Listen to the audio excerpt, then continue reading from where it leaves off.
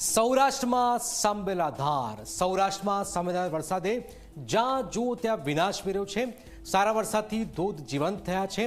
નદીઓમાં ઘોડાપૂરની સ્થિતિ છે। પોરબંદર આખું શહેર પાણી પાણી થયું છે।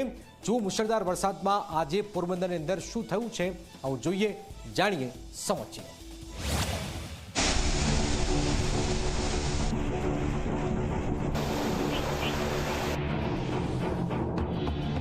સૌરાષ્ટ્રમાં કેવો વરસાદ વરસ્યો છે તેની સાક્ષી પૂરતા આ દ્રશ્ય જોઈ લો।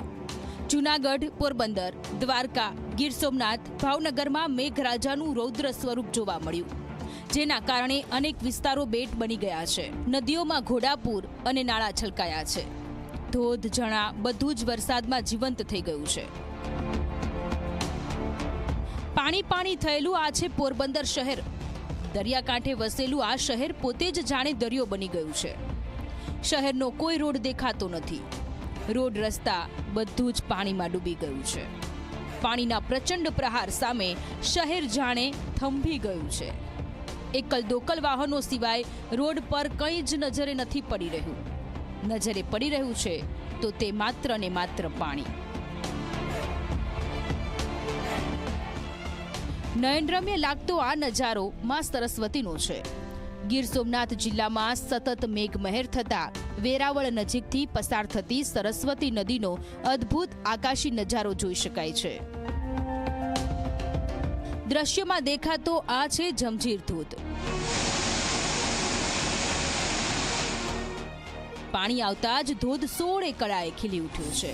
ધોધનો નયનરમ્ય નજારો જોઈ શકાય છે। ગીરની મધ્યમાં આવેલો આ ધોધે તેનું પૂર્ણ સૌંદર્ય નિખારી દીધું છે।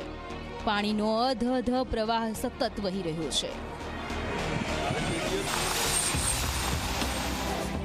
વરસાદ આફત લઈને તો આવ્યો જ છે, પરંતુ અનેક વિસ્તારોમાં આનંદ લઈને પણ આવ્યો છે।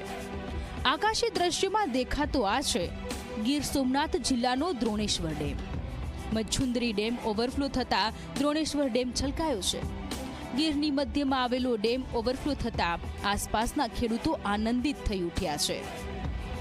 ગુજરાતના દક્ષિણ છેડે આવેલો જિલ્લો એટલે ડાંગ। આ જિલ્લામાં કુદરતે સૌંદર્ય મન મૂકીને ભર્યું છે। ડાંગનું ગૌરવ કહેવાતો ગીરાધોધ વરસાદમાં 16 કળાએ ખીલી ઉઠ્યો છે। જિલ્લાની અંબિકા, પૂર્ણા, ગીરા, ખાપરી નદીના જળસ્તરમાં વધારો થતા ગીરાધોધનો મનમોહક નજારો જોઈ શકાય છે। આ છે અમરેલી જિલ્લાનો ઢેબી ડેમ। ડેમ પાણીથી તરબોળ થઈ જતા આસપાસના વિસ્તારના ખેડૂતો આનંદિત થઈ ઉઠ્યા છે। ડેમમાંથી 556 ક્યુસેક પાણી છોડાતા નીચાણવાળા વિસ્તારોને એલર્ટ કરાયા છે।